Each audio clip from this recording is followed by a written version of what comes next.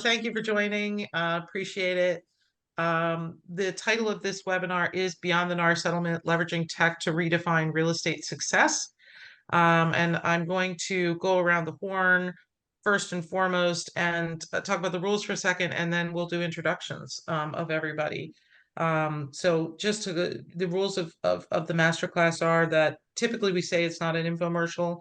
I will say this time it is a touch more, only because, not because these people are on or I'm on to promote our products, but really to talk about how our products fit into the changing nature and landscape of the industry. So this really is, yes, it will be a little more infomercial-y, but really the goal when we had a prep call is really to talk about how we think that we can pivot our businesses, or our businesses are already well suited to what's happening and the changes. We will talk about the changes a little bit, but the feeling is, and I think Zane said best, there's a lot of confusion in the industry about what's happening and how do we do business today, what tools are best suited to the changes, or businesses, and I do think this is part of, frankly, a continued conversation of how to think a little bit differently.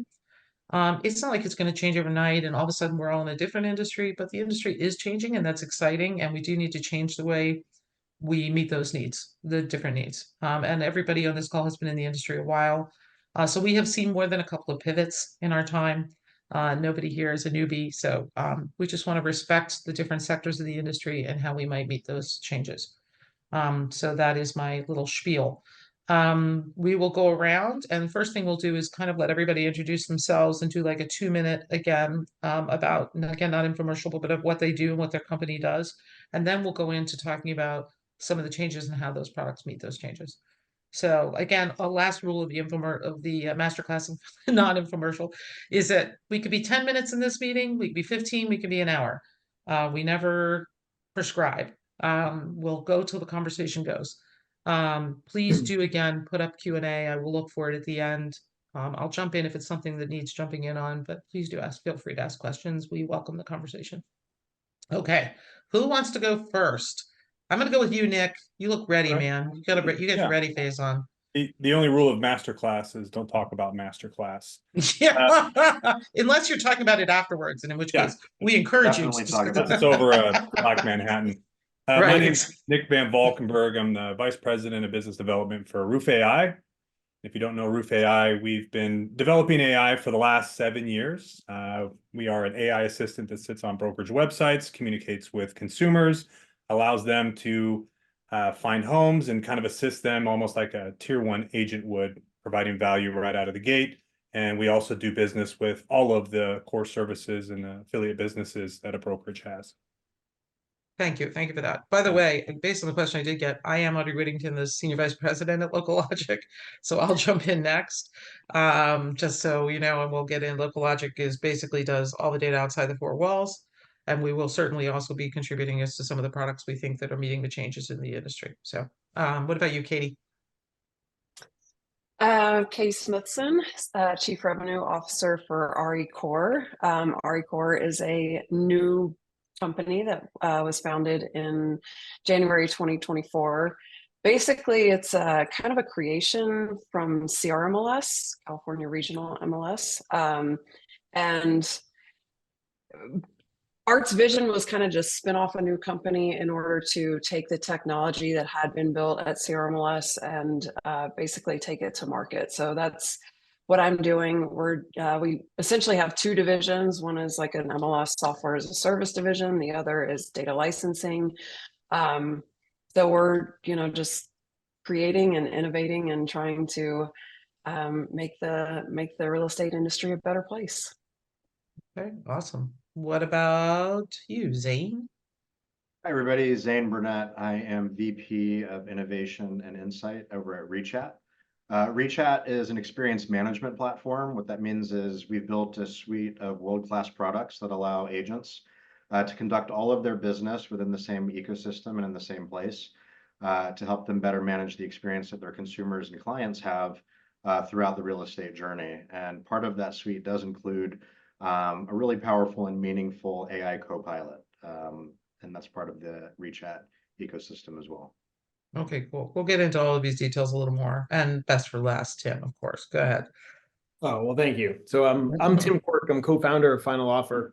What do we do? Well, have you ever sold a property and felt like you left money on the table? I can Yes. use that before panelists. Have you ever made an offer on a property, not had it accepted, and wonder why? And then you see what it went for, and you're like, hey, I would have paid more than that. That's what Final Offer is about. So we built a consumer-facing, agent-driven offer negotiation platform for residential real estate that allows real estate agents to be at the heart of the transaction and to be able to negotiate with complete transparency. It includes real-time alerts, guaranteed offer presentation, and the ability for folks to do something I'll talk about a little later that buyers have always wanted to do. Okay, cool. Excellent. All right. Thank you guys for the introduction. So let's take a minute and let's talk about the industry and the changes in the industry, and then we'll dive in. And one thing I realized on the prep call that I will tell our esteemed audience is that each of these people's actually businesses relate to different sectors of the industry. So MLS, broker, agent, et cetera. So consumer. So we are actually, what's nice about this group, I'd like to say I thought of it ahead of time. I think I did a little bit, but I don't remember, was that we are attacking different sectors of the industry and how those changes. So let's talk about the changes. So the changes in the industry, I'm going to kind of go through some of the ones that I'm aware of, and I'm going to go around and talk to each of the panelists and say, again, not necessarily as it relates to your product right away. Let's just talk about making sure that we're all aligned on the changes. So there, because again, Zane likes to point out there's a lot of confusion. So changes, my perspective of changes, and look, I'm in the dark now, so there you go. My perspective of changes is that number one, the biggest elephant in the room is that the buyer, in order to use a buyer broker agent, first of all, will have to have a buyer broker agreement, and that the seller never really had to pay the buyer's agent, but now is really being made very clear that they don't have to pay the buyer's agent. That's really the biggest change, right? Hands down. And that compensation is no longer in the MLS. So as sort of what was, deemed to be sort of pejorative, like if it was in the MLS, therefore it was a cost of doing business. I'm going to go around and see if there's others that I missed. I'll go to you, Zane, but those are the big changes that are really going to affect and tee us up for the products that we're talking about. So Zane, did I miss any? And I think there are more, but Yeah, I think that's the biggest one. yeah. And a lot of that spawns a lot of questions, which I know we're going to get into, Yeah. what that means and how to do business. And there's even some sort of questions tangential to that sort of big change that are worth addressing as well. Okay. You want to, Nick? I see you go. Yeah, Go ahead. I would say like the one thing that everybody's trying to figure out, and I think a lot of agents are trying to figure out is like, how do they show their value now? Like when Yep. I'm a buyer in the early start of my searching for a home, like how can you help me? How does that work? I think just being more transparent on how that helps. I don't think many buyers are interested in jumping into the market and trying to do it on their own. That would scare me. I can barely buy a suit jacket by myself, let alone a whole house. So yeah, I just, what I'm hearing from folks that I'm talking to in the brokers, they're just kind of fielding a lot of questions right now. So, I mean, nothing's changed yet. I'm also reading that really nothing is changing. Just there's more clarity, but business for the most part will be as usual. Well, I think that's an interesting question. Is anything really changing, relatively speaking? Is this really about the consumer becoming more knowledgeable as to what they have to pay for and what they don't have to pay for and what's expected? I am in the industry and did not know when I sold my house last year or about a year or so ago that I didn't have to pay the buyer's agent. It doesn't mean I wouldn't have, but I didn't really know that it was optional. I didn't, and I'm in the industry. So I think local logic, we do try and I do think this is about educating the consumer. I think to your point, we like to say that we do think we're well positioned for this because it is about educating not only the consumer, but also the agents and helping them prove value. I am going to turn that, I know that's a perfect segue for you, Tim, but before I go to you, I think Katie, for the MLSs, huge change, and that's your field of. So we can say that there's not much change, but I think for the MLSs, it's massive. Right. I mean, there's going to be rule changes that that impact the way MLSs operate, and that impacts the technology too. I mean, just thinking about the fact that right now compensation in most MLS systems is a required field, and there's going to have to be changes that are implemented for the MLS system vendors to make those changes. And it's not an easy process. So I think that's one thing that might be a little bit lost in the discussions of the lawsuits, is the timing of how this is all going to come into play. Yeah. I know that the MLS system vendors are already talking about this, Oh, but yeah. there's, I don't know what the final number is now, but like 500 something. It's like 580 or MLSs, 560. I think it's 560. that's what, yeah, right. Yeah, and so all those systems have to be changed and updated, and the data has to be, updated as well. So it's going to take some time, and it's not going to be an easy process. But I think this is just one area where we're all going to have to work together, and that's where new technology systems can come into play and hopefully make things easier. Well, But some of the again, jokes, forgive me for jumping in here, some of the jokes that some of the MLS folks, and I do have the benefit in my job of talking to brokers, agents, MLS, prop tech, I have for a lot of years.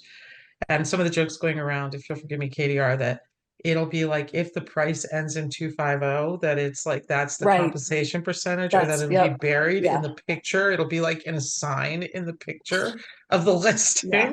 The So water- No, there's I was reading about that the other day, and it's like that, this concept that like agents will find ways to put the compensation they out have there, before. but how long is that gonna last? But whatever, you just keep getting creative, putting new ideas out there. And you're right. And I do think, like, one MLS executive said to me yesterday, they said, well, what happens now? Like, who do they believe? And this is going to go directly. This is my perfect tee up for you, Tim. Just to talk about what you think and why you're doing what you're doing. But what does the consumer believe in terms of percentages of the comp? Like, if it's not, the whole point of it being in the MLS was to protect the consumer, right? To some degree. Certainly that's not the way it's being portrayed in the media. But how is the consumer then protected in terms of one person calls the agent and they get some percentage? Like, the information is no longer documentable as to what the compensation is. So Tim, I'll get your thoughts on that. And again, we're not infomercialing, but I know this does dovetail into what you do. I think it's I think the discussion's at a higher level, right? So so like Nick, you talked about in one sentence, you said transparency and show your value, and the whole industry's been talking about that, but no one's been talking about how, right? And so what we've done as a company, because we touch the entire ecosystem, we touch the consumer, the agent, the brokerage. The agent and brokerages are our customer, and they're near and dear to our life, and that's who we serve. But what you got to also understand is, how does the overall market look at the industry? And so we've done these types of webinars, and we've polled hundreds of real estate agents, and we've asked them a simple question: do you trust other agents? What percent do you think say they do trust other agents? Oh, it's got to be like 2. I mean, there's no way. The agents don't trust each other at all. 9%, right? So 91%, we asked, do you trust other agents? And 91% say no, right? And so this isn't about the overall underlying feeling is that where don't they trust other agents? It's in the negotiation. And when relationships go sour in this industry, it all has to do with the negotiation. And so if the agents don't trust themselves, then you go up a level. How do you expect the consumer to trust the process? And compensation is just one part of a much bigger picture, which is, what is the overall experience of buying or selling a property? And if you could have more information up front to understand how the process is going to be run, compensation is negotiable, and you bring that element to the forefront at the very beginning of when you're listing a property or when you're making an offer on a property, it streamlines the process significantly. So for sellers, if they want to offer a buyer compensation, why can't they? They should be able to. It's called a variable rate commission. And no one in the industry wanted to talk about it until now, where it happens all the time. You go to a seller and say, hey, I'll charge you a 6% commission. But they ask you, well, will you take some off if I end up bringing the buyer directly, or you find them? Well, yeah, sure, I'll lower it by a percentage, right? This happens all the time. Yeah, but not anymore. It hurts the seller and it hurts the buyer potentially, because decisions might be made unbeknownst to them as to who ultimately has their offer accepted. What if you just put it out Well, yeah, and it's all about dual agency, right? right? So, The brokers have been seeding it for a long time, and so I just love put my it out broker there, clients, but but you just know, put it out there in the public and let the negotiation happen the way it happens. And great agents are, I actually think that the best agents in the market are going to actually make more. And I don't mean more as they're going to take more volume. I actually think they'll be able to get more as a percentage because they're going to actually be able to show their value of what they do.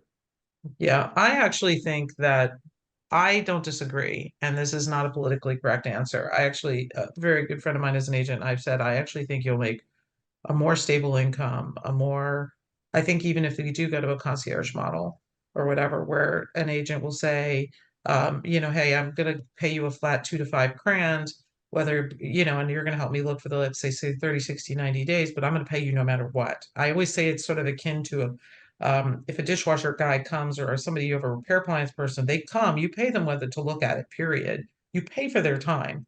It's added if you were into a much larger bill. I know we don't want to compare agents to appliance repair, so forgive me if I've offended anybody, but the idea is that you are compensated for your time ahead of time.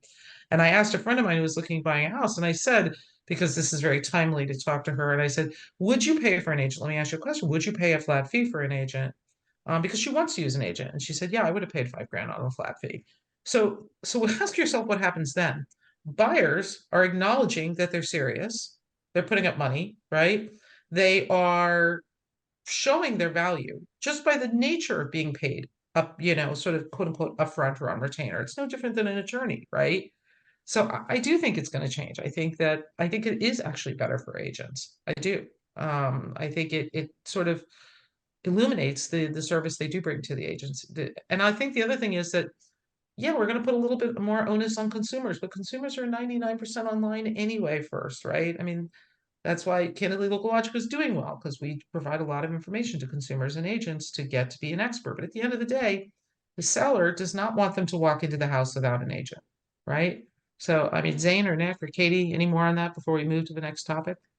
What I'll say is, and maybe I'm saying this just to put it out there, is we've talked a lot about how the agents are going to handle this, and I know we're going to talk about how the agents can handle this, but the biggest uncertain too is how are the consumers going to handle this? There's a Yeah, ton of sensationalized headlines out there.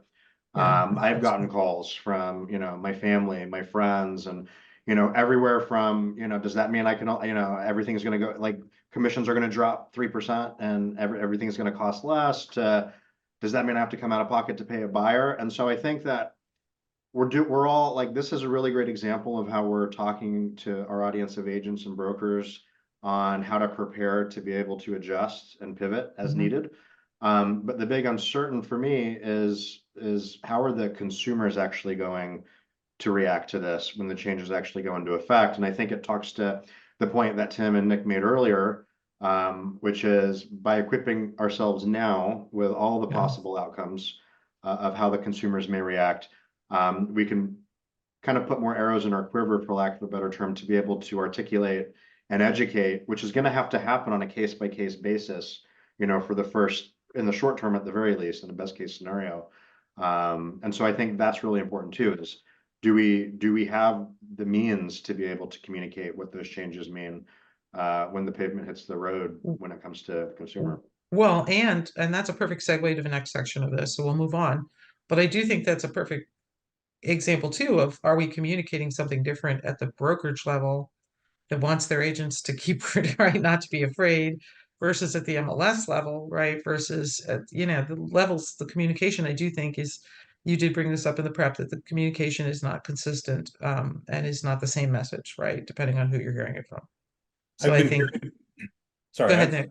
yeah, I've been hearing from the brokers that I'm working with that, we're planning, we're not panicking. It's just kind of the steps that they're taking. They're fielding a lot of questions, and, agents are also reading the headlines, right? And so like, whoa, what's going on here? And am I in the wrong spot? And everybody's like, just pump your brakes. It's going to be fine. Yeah. And I think there's truth to that, honestly. I do. I think we'll find middle ground. Well, so all right. We'll segue in to sort of our products and how they meet those needs. And again, we'll try not to keep it too infomercially. We'll just try and say, you know, what we think, how we're best suited to this pivot. I did pick products that I thought were best suited to the pivot, so I would ask you to listen and learn, but take it at face value. I'll go first and set the tenor. Just at Local Logic, we are all the data outside the first wall, outside of the four walls. So what we do is everything to help the consumer understand where they're going to live and what that means. And I do think like we're well positioned for that, because I do think both in terms of local expertise, you saw Homes.com spent $1 billion on it. So whether we're in Matrix, which we are today, or any of the MLS systems, or we're on major portals like Realtor.com or whatever it is, we, you know, whether we're giving the member proprietary information like with CMLS, or we're helping the consumer understand by going to a member-facing site or a portal, anything. I do think like we all need to get more educated, and I think this was happening, frankly, long before this pivot because of COVID. We work where we live and we live where we work.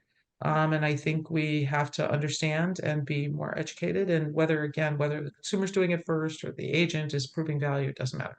So that's where we are. So I will go to Tim. I'm going to mix it up. So why don't you go next?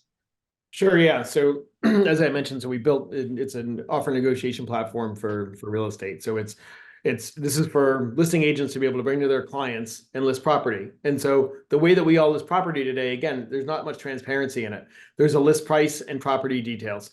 A list price doesn't mean anything. It's just an advertisement. So what if sellers could actually be more forthcoming and put up front what they'd actually commit to take with pricing, with terms, and even with timing, right? So give everyone a fair shot.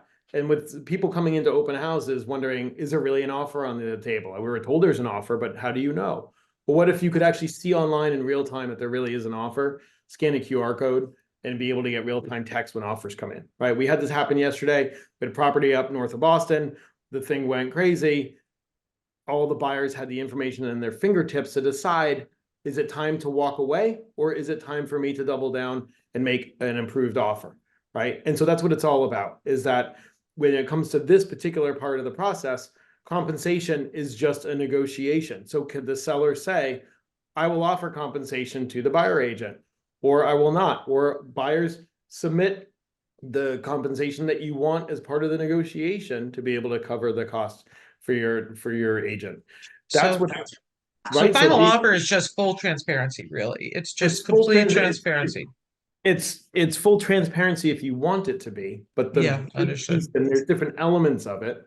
But what it allows the agents to do is to be able to negotiate in a way that at least put more information up front for every buyer to know what are table stakes and what's on the table that the seller will actually commit to, right? Can I talk about my favorite part of your platform? By the way, Final Offers is in 8 states now and growing very rapidly. I think in another 8, like next month or whatever. But my favorite thing about Tim's thing is the buy now. So can you talk about that for 1 second? And then so we give sellers the opportunity to list with 1, 2, or 3 prices. So they can have a list price just like you do today. And at least if an offer comes in, people will have a guaranteed offer registered and you can see it online. Anyone in the public can see that a real offer came in. You won't be able to see the details of it, but you'll know for a fact. Sellers can also put what we call a final offer price and terms on it. Buyers have never had the opportunity to be able to come in and make an offer they know would be accepted immediately. If you make the final offer, the property's off the market immediately and you can move forward in the transaction. We've had over 500 properties that have sold on this last year. And as Audrey mentioned, we're growing by leaps and bounds. What's fascinating about the final offer is that 34% of the properties that sold on our platform last year sold via the final offer. Well, look, where it's not fascinating. I mean, it's a no-brainer, and I do want to move on. Well, not just we're in a housing shortage. So I mean, a friend of mine, she was making an offer. She would have done final offer. She got beat out by a cash offer. The cash offer probably would have saved the other trouble, just would have bought it and taken it off. So in truth, like I admit, I probably would be a final offer kind of person. Yeah, I mean, so Audrey, look, this is what it is there's no more haggling, right? The first buyer that ever made an offer that got accepted on our property had lost 17 times over 2 years trying to get into a home. And they couldn't do it because they didn't know what they didn't know in that market. Yeah. All right, let me move on. I'm going to move to Nick because I think it's a good segue. So Nick, tell me, I know about Roof. I love Roof, as you know. So tell me a little bit about how it helps where we are in the new paradigm. I love Roof too. So for the folks that maybe weren't on in the beginning, we are an AI company. We've been actually building our own language model, so our large language model for the past 7 years, and machine learning. We've added layers with Bard. We've added layers with ChatGPT. So like the whole idea of our business is turn your website conversational. So when we talk about how do we bring value to buyers, and we talk a lot about that like at the agent level, but what about at the brokerage level, at the beginning of not even the transaction, but just like the searching for properties? Like, how do you provide value and what value can you provide? Well, if I'm looking for a home, I'm obviously trying to find what I'm looking for in neighborhoods and price ranges, but I may also be curious about the real estate industry. I may be seeing terms on there I don't understand. What's contingent mean? Or what's the difference between pre-approval or pre-qualified or something like that? Now, I don't know if you've ever Googled any of these things.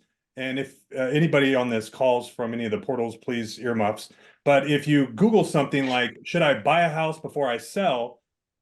Almost every research result, Zillow, Realtor.com, Redfin, Rocket Mortgage, these companies, the lead aggregators, they have all of this, this blog everywhere. They've got blogs about everything. And so they're pulling your traffic away. And so what we do is we turn it conversational on the site. I can be looking for properties. I can use local logic data to understand what's going on in the neighborhood or different neighborhoods that I'm not familiar with. And I can ask questions about real estate. And ultimately our goal is let's keep you conversing on the site, because that's when you're going to turn into a customer. So Okay, so you're really like your stuff is about the consumer.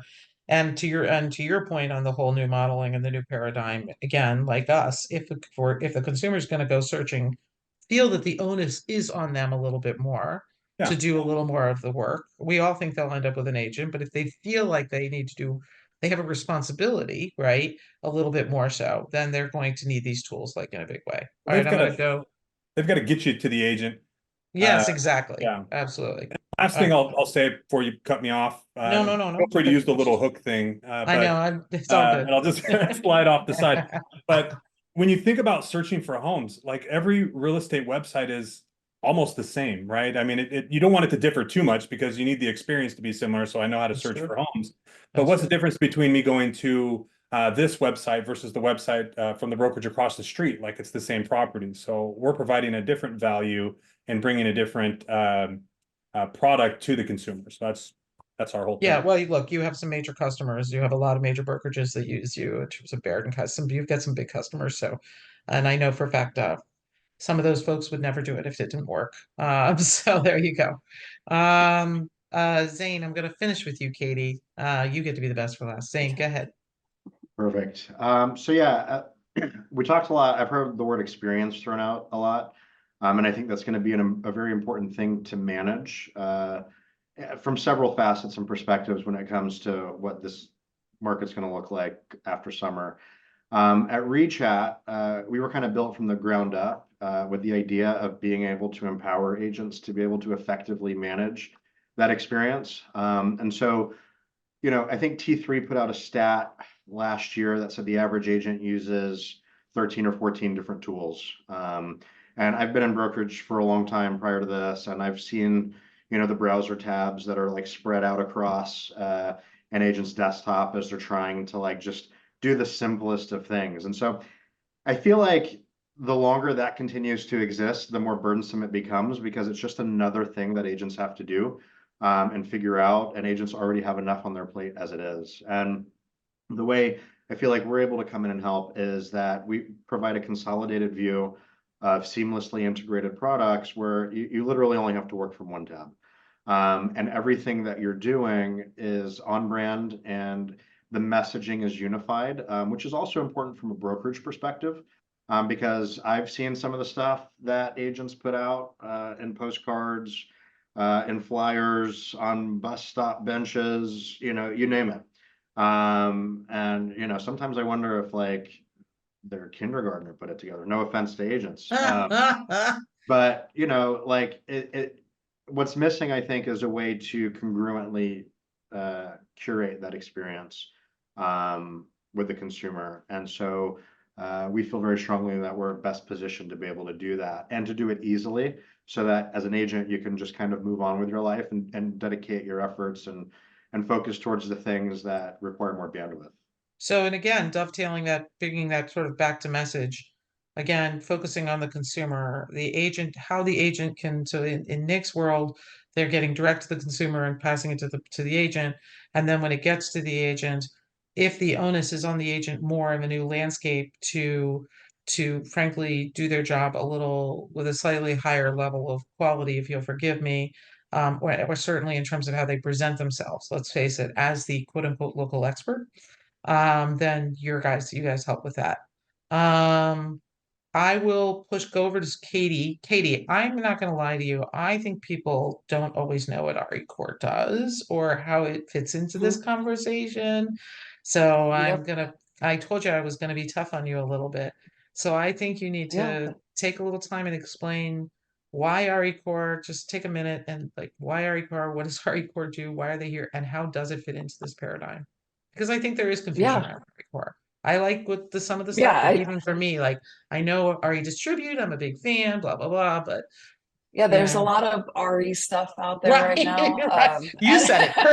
Perfect. A lot of it has actually stemmed from CRMLS. So so REcore, I mean, really the reason that REcore was formed was because of, in 2020, 2021, we saw a lot of mergers and acquisitions with a lot of the tools and products that are out there that agents and brokers use. A lot of those tools were licensed by MLSs. And what happens is you see, either the quality is degraded or there's just a lack of adoption. And not to dig on Zillow, because I did work at Zillow for about a year. Great group of people, very smart. I enjoyed my time there, but there's a conception out in the industry that Zillow is, the bad guy, quote unquote. And so when Zillow acquired ShowingTime, for example, there was a lot of heartburn around the fact that, this is a broker that now owns a major showing platform. And a lot of agents, I think, were concerned about where's their data going, or, they're essentially, if the MLS is offering ShowingTime as a member benefit, then, their member dues are going to pay this competing broker. So all that to be said, what happened in 2020 and 2021 with the acquisitions and the mergers and all the money that was going into prop tech, CRMLS had been building technology, and the one I'm going to focus on here in a minute I'll talk about, but CRMLS had been building this technology, and it just seemed like an opportunity to get out there and provide other MLSs with peace of mind that REcore is being formed as a new entity to provide these technology services, with the idea that we're not looking to grow and build revenue up so we can sell off to a bigger company. We want to keep this a nimble company that is responsive and acutely aware of the needs and pain points of MLSs and associations, but also keeping in mind what is best for the brokers and agents that are using these tools. And I think that all filters. Oh, sorry. I was just going to say, I think that all filters down to making a better experience for the consumer. Okay, cool. All right. So really what your pitch, and you're kind of coming in with it, and I'm going to go to questions because we've gotten some good ones, right? And then I think that'll take us a little time.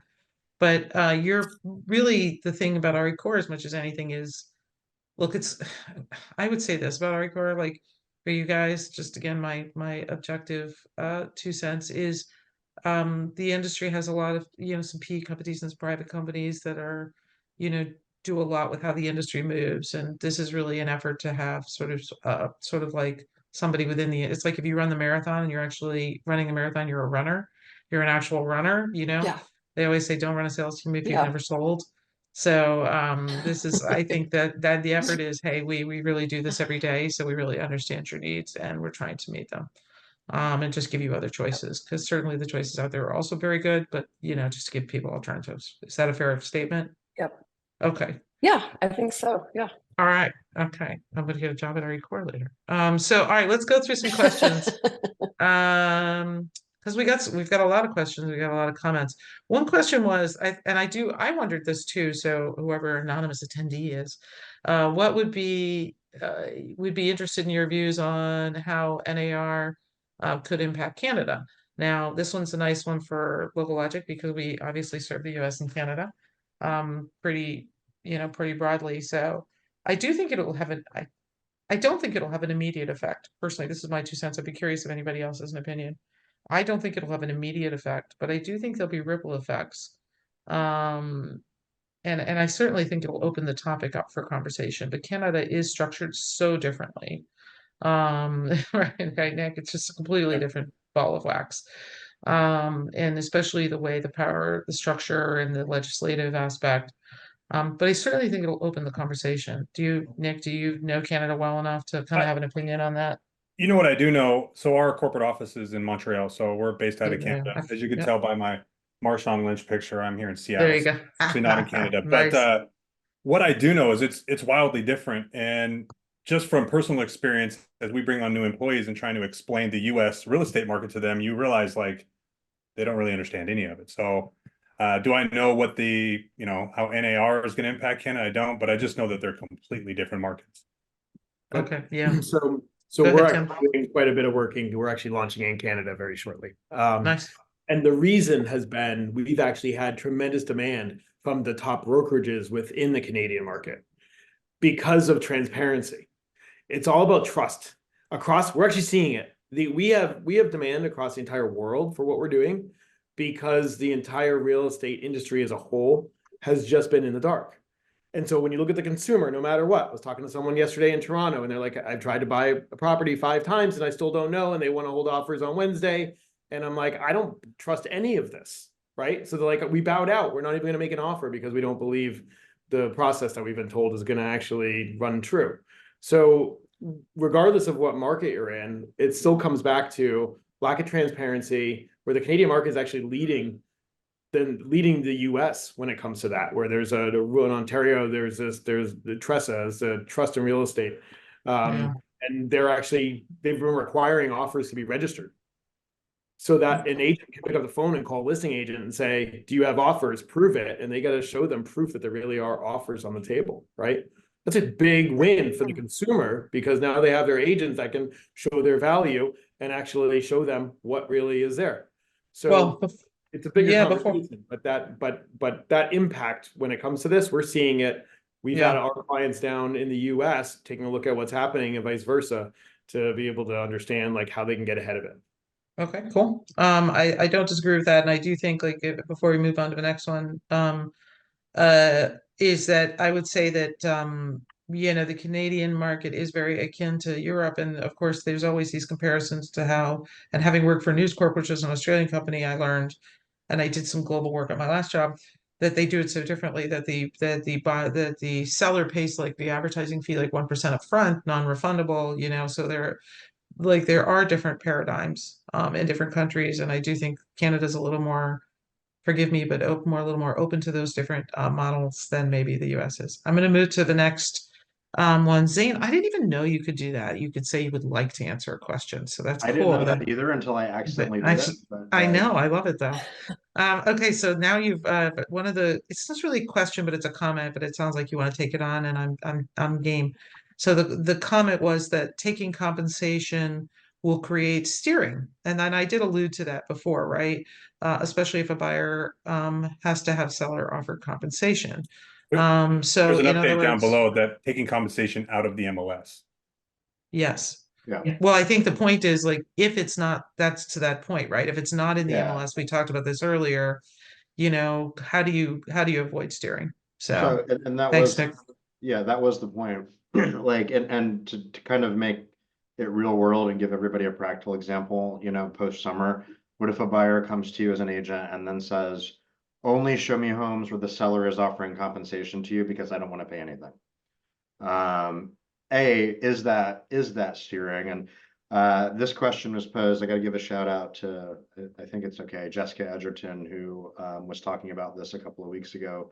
The question was as yet at that point in time unanswered. I think it's still unclear whether or not that is technically steering.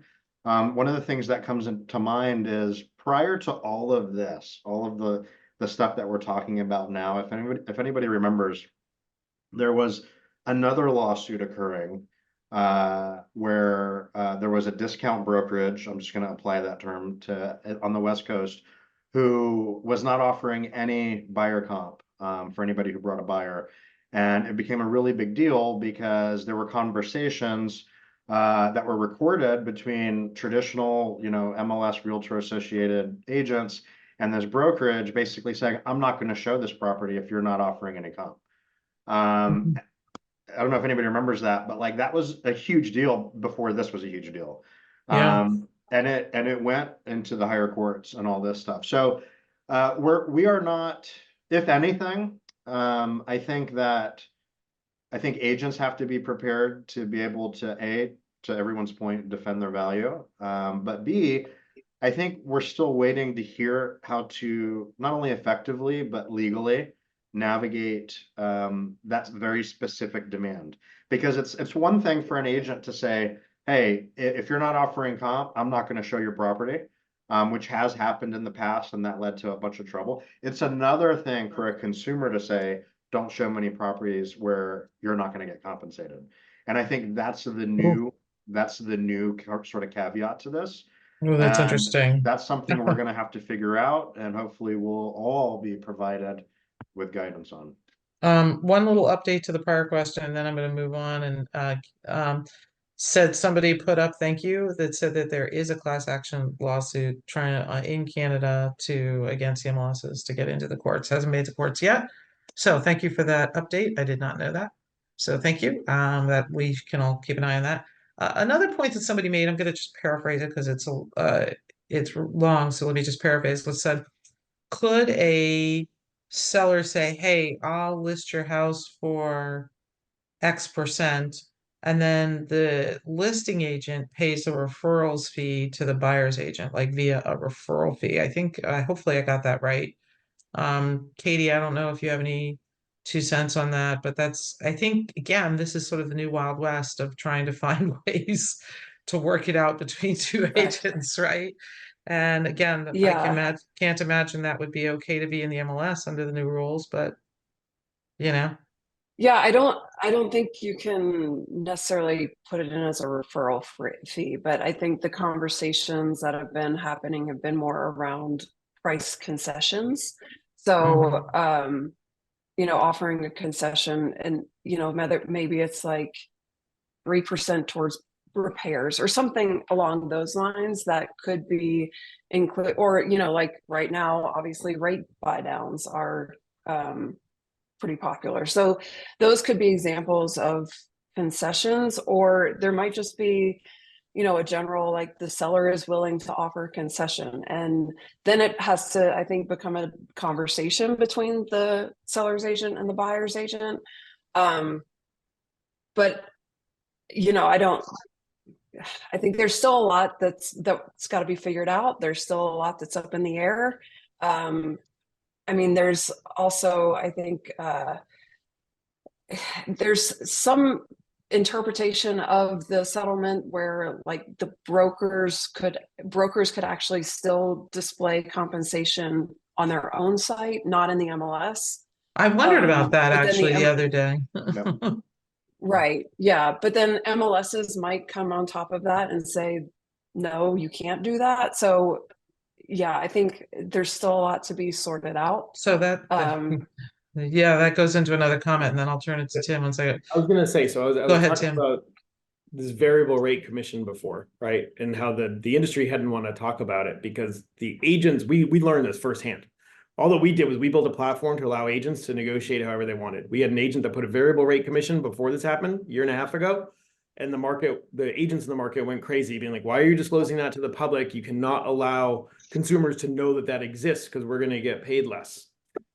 And what it is now, we have the same agents calling us saying, can we use your platform to put a variable rate commission in so that we can talk with our sellers and we can provide a fair playing field for every single buyer, whether they are working with an agent or whether they're not. They know how their offer will be ultimately weighed and valued versus someone else, regardless if they're working with an agent or whether they're not. So the ability for a seller to say, I'll offer a variable rate commission. And if you have an agent, that's great. You can have that agent, you can put an offer in the platform. You're just gonna have to pay a little more than someone else that wouldn't. But guess what? As long as your house appraised, it works just the way it does today and has rolled into the mortgage and nothing changes. Okay, It let me sets a level field for everyone to be Yeah. able to. Right. On that note, and I'm gonna get the last word in here, but on that note, I think it is interesting about the point that Katie pointed out about our friends at Zillow and Realtor and Homes, and many are clients of mine, so I'm gonna be kind, but I do think it does raise the question of this whole question of a de facto national MLS. I think somebody put that as a comment on, and that's a good one, which is, at what point, so Zillow's a paper brokerage in effect, right? And so do they have to follow by the same rules? Can Zillow put commission compensation on? Do they follow by those rules? Do they not? Realtor is technically not, obviously, to my knowledge, a brokerage.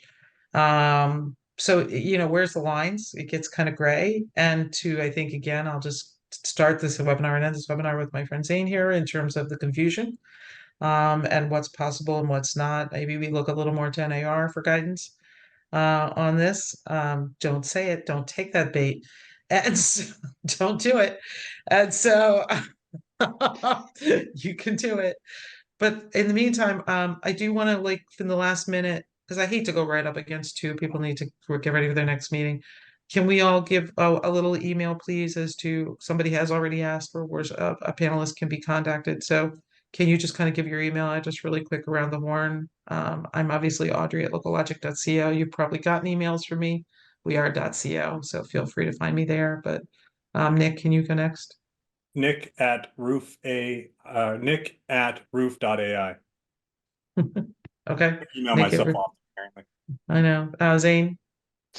Zane at rechat.com. Okay. All right. Tim? Tim at finaloffer.com. We're all bigwigs. We have first names going with our Easy. That's how you thing. know Go you're doing ahead. it. I know. Yes. That's Katie? the way to do it. Uh, It's Katie at REcore.net. Okay. All right. Hopefully everybody wrote that down. If you Can I just say don't one have- thing? I'm not going to Oh, take. I knew you were going to do it. Go ahead. Go ahead. I'm Do not it. going to I take knew the it. bait that you threw out there earlier, but I do want to say, because there's something terrifying about a very specific possibility that Katie mentioned, which is, what happens if the MLSs decide to tell member brokers not to display compensation.